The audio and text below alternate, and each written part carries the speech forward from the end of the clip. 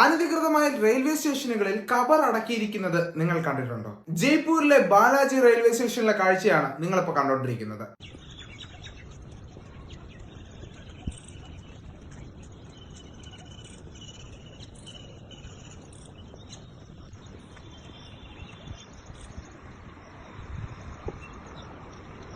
ഇത് വാരണാസിയിലേതും. ये है वाराणसी सिटी रेलवे स्टेशन और यहाँ ये जो हम देख रहे हैं ये इस रेलवे स्टेशन पर कैसे आ गया।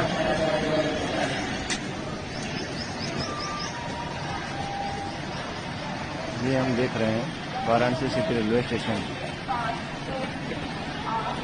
ഇത് കട്ടൗലി railway station, UP.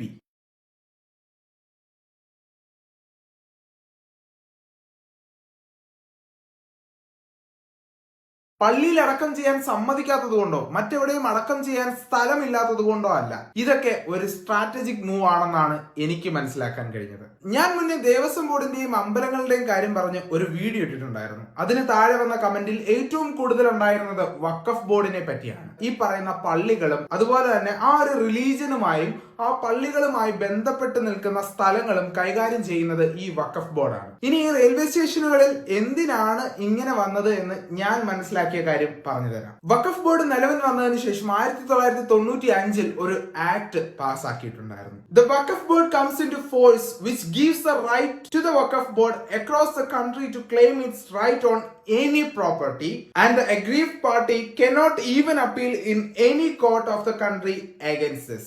Even supreme കോടതി പോയാൽ പോലും നടക്കില്ല. അതായത് 1995 വഖഫ് ബോർഡിന്റെ ഈ ഒരു ആക്ടിൽ വഖഫ് ബോർഡിന് കംപ്ലീറ്റ് റൈറ്റ് കൊടുത്തിട്ടുണ്ട് ഒരു പ്രോപ്പർട്ടി ക്ലെയിം ചെയ്യാനായിട്ട്. ഇനി ഈ പ്രോപ്പർട്ടി ക്ലെയിം ചെയ്യണമെങ്കിൽ ഒന്നുകിൽ അവിടെ നേരത്തെ എന്തെങ്കിലും സ്ഥാപനങ്ങൾ ഉണ്ടായിരിക്കണം, അതല്ലെങ്കിൽ അത് മുസ്ലിം റിലീജിയനിലെ മറ്റെന്തെങ്കിലും ഒരു ആവശ്യത്തിന് യൂസ് ചെയ്തിട്ടുണ്ടായിരിക്കണം. ഇത്തരത്തിൽ കവർ അവിടെ അടക്കി കഴിഞ്ഞാൽ നാളെ ഈ റെയിൽവേ സ്റ്റേഷൻ എല്ലാം വഖഫ് ബോർഡിലേക്ക് പോകുമെന്നായിരിക്കും അവർ വിചാരിച്ചു വെച്ചിരിക്കുന്നത്. ഇനി അങ്ങനെ പോകില്ല എന്ന് പറയാനും എനിക്ക് കഴിയില്ല. ചിലപ്പോൾ പോയാലും, കാരണം മറ്റൊന്നിനും ഇതിനെ തടയാൻ കഴിയില്ല. വഖഫ് ബോർഡിന് മാത്രമാണ് ഇതിൽ തീരുമാനമെടുക്കാൻ കഴിയുന്നത്. സുപ്രീം കോടതിയോ ഹൈക്കോടതിയോ പോലും ഇടപെട്ടിട്ട് കാര്യമില്ല. ഇതൊരു സീരിയസ് ഇഷ്യൂ ആണ്, വളരെ സീരിയസ് ആയിട്ട് എടുക്കേണ്ട ഒരു ഇഷ്യൂ ആണ്. ഇത്തരത്തിൽ വഖഫ് ബോർഡ് ക്ലെയിം ചെയ്തും അല്ലാതെയും ഇപ്പോൾ നിലവിൽ വഖഫ് ബോർഡിന്റെ പേരിൽ 8 ലക്ഷം ഏക്കറിന് മേളിലാണ് ഉള്ളത്. 27,000 മേൽ ഏക്കർ ഭൂമി കർണാടകയിലുണ്ട്.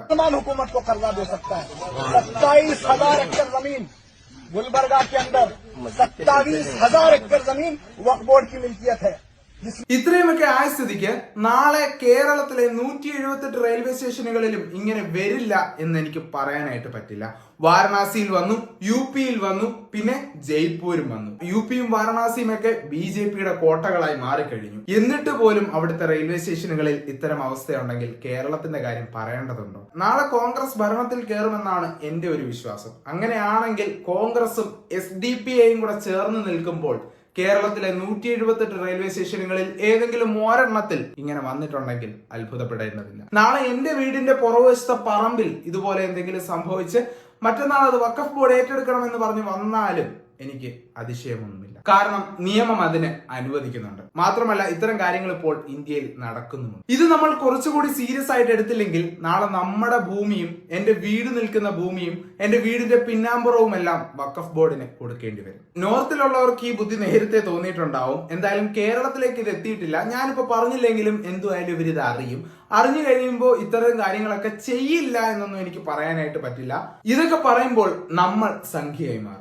പക്ഷേ ഇതൊന്നും കാണിക്കുന്നതിന് യാതൊരുവിധ കുഴപ്പവുമില്ല അല്ലേ? വഖഫ് ബോർഡ് എന്ന് പറയുന്നത് ദേവസ്വം ബോർഡുമായിട്ട് ഒരു കാരണവശാലും കമ്പയർ ചെയ്യാൻ പറ്റുന്ന ഒരു കാര്യമല്ല. ദേവസ്വം ബോർഡിന് ഇത്തരത്തിലുള്ള റൈറ്റുകൾ ഇല്ല എന്നാണ് എന്റെ അറിവ്. അത് മാത്രമല്ല വഖഫ് ബോർഡ് ഈ റൈറ്റ് എല്ലാം ദുർവിനിയോഗം ചെയ്യുന്നുണ്ട് എന്നും എനിക്ക് മനസ്സിലാക്കാൻ കഴിയുന്നു. ഇന്ന് കിടന്നുറങ്ങുന്ന വീട് നാളെ നമ്മുടെ കയ്യിൽ ഉണ്ടാവുമോ? ഇതൊക്കെയാണ് എന്റെ സംശയം. നമ്മൾ വോട്ട് ചെയ്തതിനു ശേഷം അയ്യോ തെറ്റായി പോയി എന്ന് ഇപ്പോൾ ചിന്തിക്കുന്ന കണക്ക് പിന്നെ ചിന്തിക്കാതെ ഇരിക്കാൻ യുക്തിപൂർവ്വം വോട്ട് ചെയ്യുക. ഇതുവരെ കേരളത്തിൽ BJP എത്തിയിട്ടില്ല.